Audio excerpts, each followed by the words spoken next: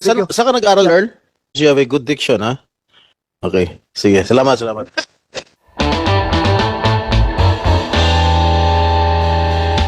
Nung mga interviews nyo, kay Katunying, may iba pa, parang pansin ko lang, parang wala kayong remorse, no? Sa atin mga Pilipina, napakapagpatawad natin lahat. Di ba? Mabilis tayo magpatawad eh. Yung init ng ulo, bugso lang yan. Pagtas mamaya, magpapatawaran din kayo. Pero ano pong nasa loobin nyo ngayon? Kayo ba yung nagsisisi sa ginawa nyo? Tingin nyo po, may kakamali kayo? Your Honor, humingi po ako ng kapatawaran sa nagawa ko. Sa lahat-lahat ng nagawa ko po mali. Humingi po ako ng... Your Honor, kanina pa siya humingi ng pasensya, patawaran. Kanina pa.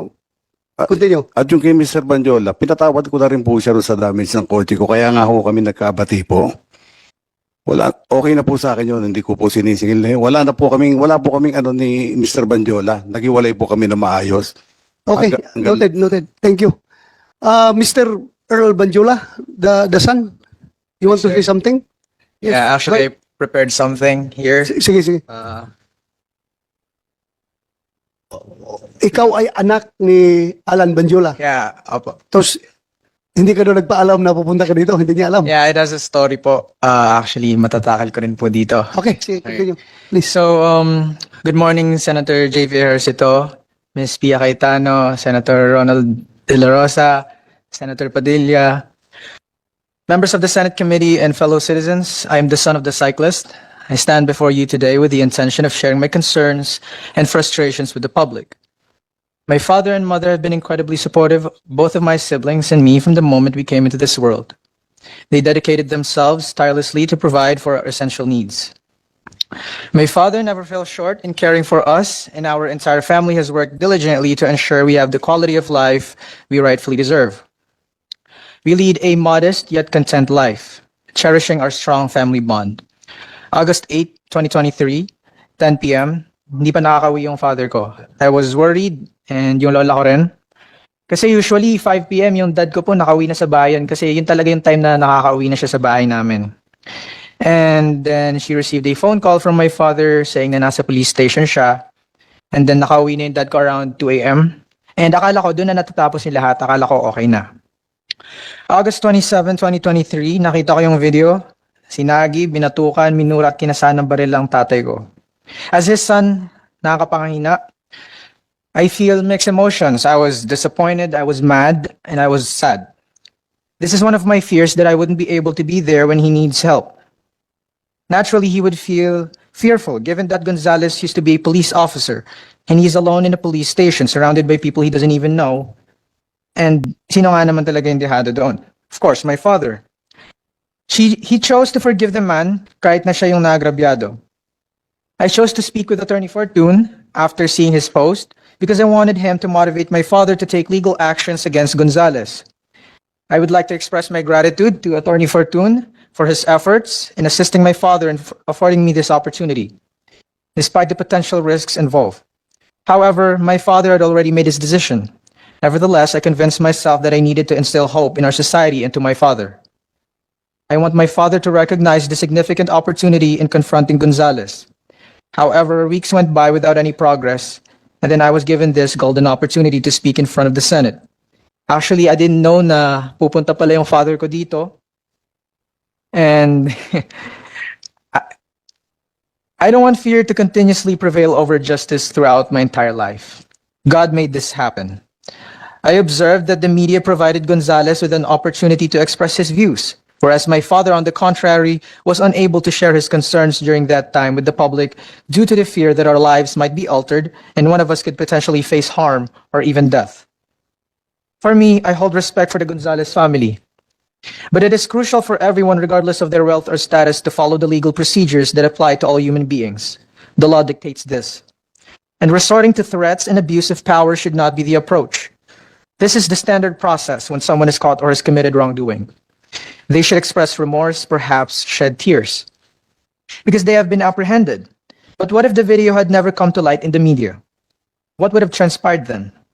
One should anticipate the repercussions of their actions. For my father, I know he's mad at me. Hindi ko alam ang magiging desisyon mo. But as your son, nire-respeto kita sa desisyon na gagawin mo. Actually, he doesn't want me to be here because he fears that baka anong mangyari sa akin or to my brothers and sisters or even our family. But I want to man up. I want to show courage. I'm still grateful that you showed us that you care for us. And I'm grateful that you are my father.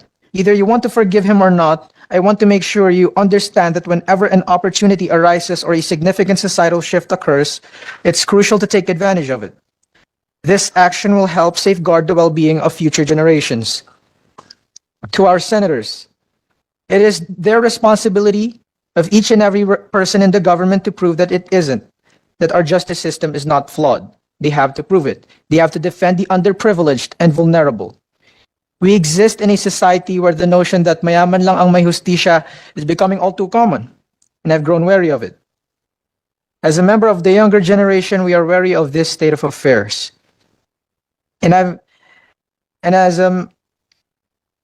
We're tired of witnessing daily news reports detailing the abuse, harassment, killings, injustices, and numerous other injustices suffered by our fellow citizens. And my father is a victim of injustice.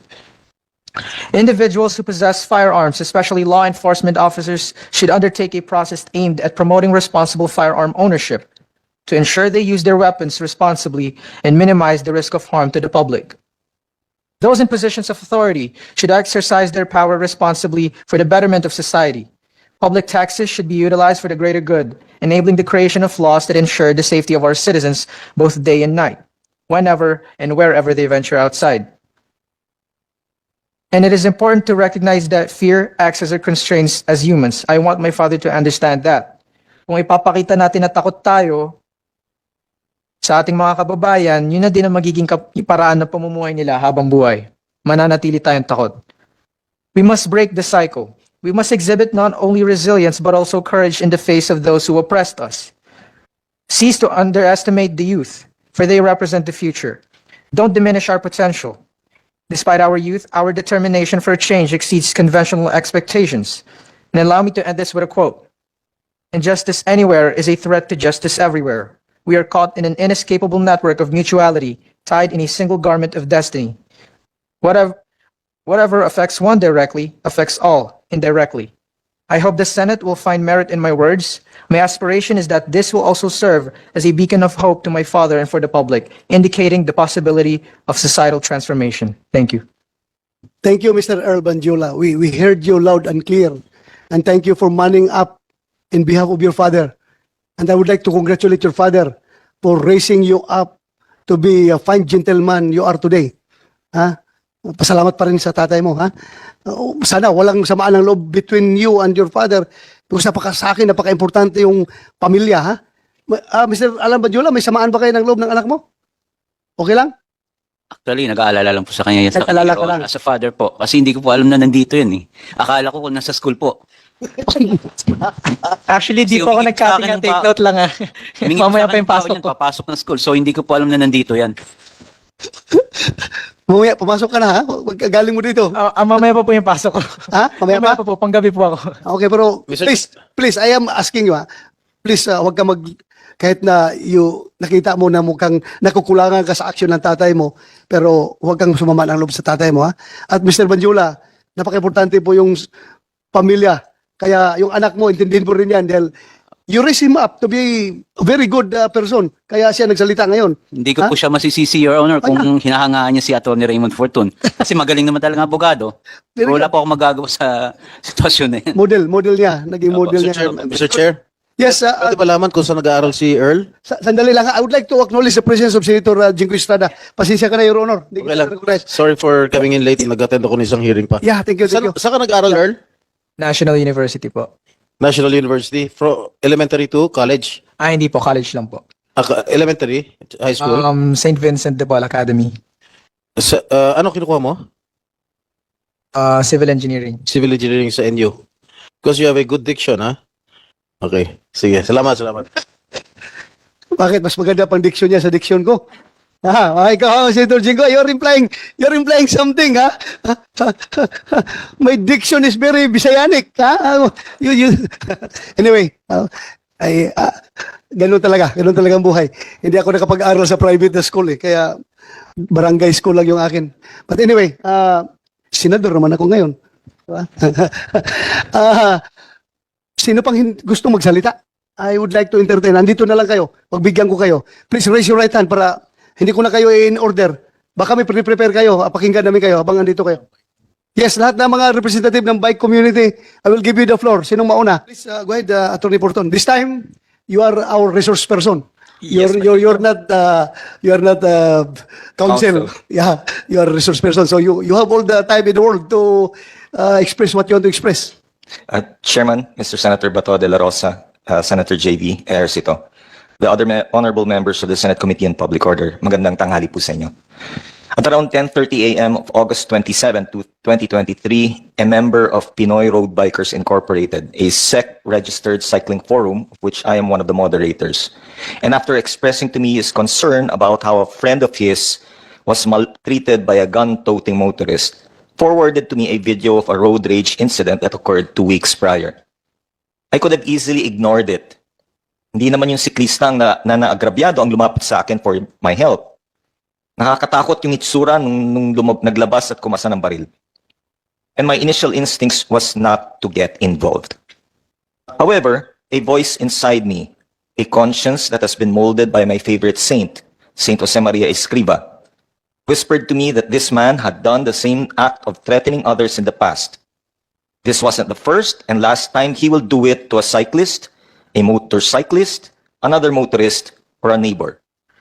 Saint Josemaria has exhorted laymen to be spontaneous in moments like these, to be selfless despite the obvious risks to life, to be a saint in the middle of the world.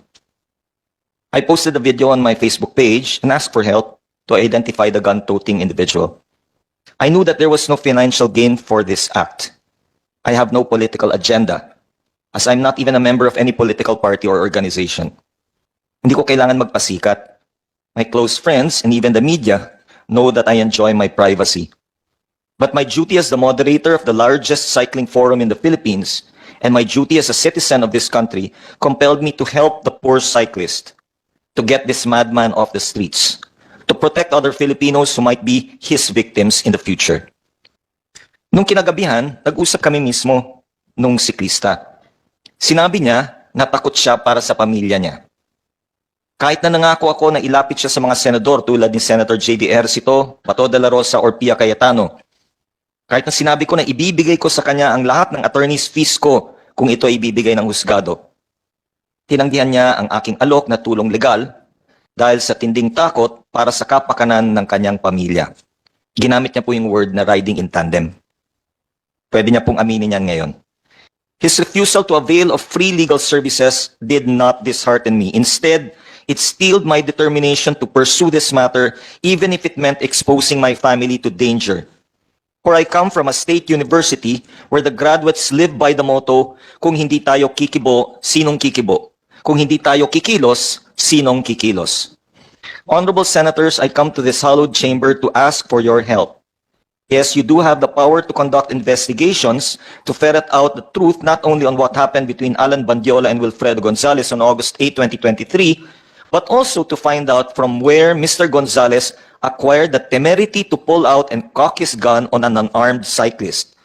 Sinong nagbigay sa kanyang lakas ng loob? Sino ang kanyang sinasandalan? Ano ang ginawa ng mga responding policemen? Why was Bandiola left alone, afraid and hungry for 5 hours at Galas Police Station? The only outcome being a handwritten kasunduan that even left out the details of the grave threats committed by this ex-policeman, who should be held responsible for Bandiola's seeming loss of faith, that his honor would be vindicated and that the perpetrator would be punished. As a Filipino citizen, I ask the honorable senators to see if our laws need to be amended to ensure that only those who are psychologically fit would be given guns, to increase the penalties for gun holders who are found to have misused the guns they have been privileged to possess, to provide for funds to increase the number of closed-circuit televisions in all barangays for the protection of all, and to instill upon the Philippine National Police to live by its promise, quote, to serve and to protect, close quote. Finally, I believe it is about time that a law be passed that truly encompasses the needs and protection of cyclists, to consider tax incentives to companies that provide bike parking areas and shower facilities, to consider giving tax exemptions to employees who use their bicycles instead of their cars, as a practical way of decongesting Metro Manila streets, to reduce the customs duties and taxes for bike parts so that the same may become more reasonable for the bike-to-work community, and to improve the bike lane infrastructure so that more people will be encouraged to use the bike lanes in going to and coming from work, if not for exercise. What happens to Mr. Gonzales is not my concern. That is a police matter. Kung ayaw ng siklista na makulong si Mr. Gonzales para di na mangyari sa iba yung ginawa sa kanya, nasa sa kanya na yon. My only wish is that out of the Senate investigation, laws will be passed for the protection and good of all, for cyclists as well as the general public. I have faith that you fine gentlemen and ladies of the Senate can make this happen during our time. Maraming po salamat. Thank you, Attorney Porton. And thank you Mr. for Chairman. taking the cudgels for us, the cycling community, including us, Senator JB, Senator Pia. Ako, we are all cycling enthusiasts.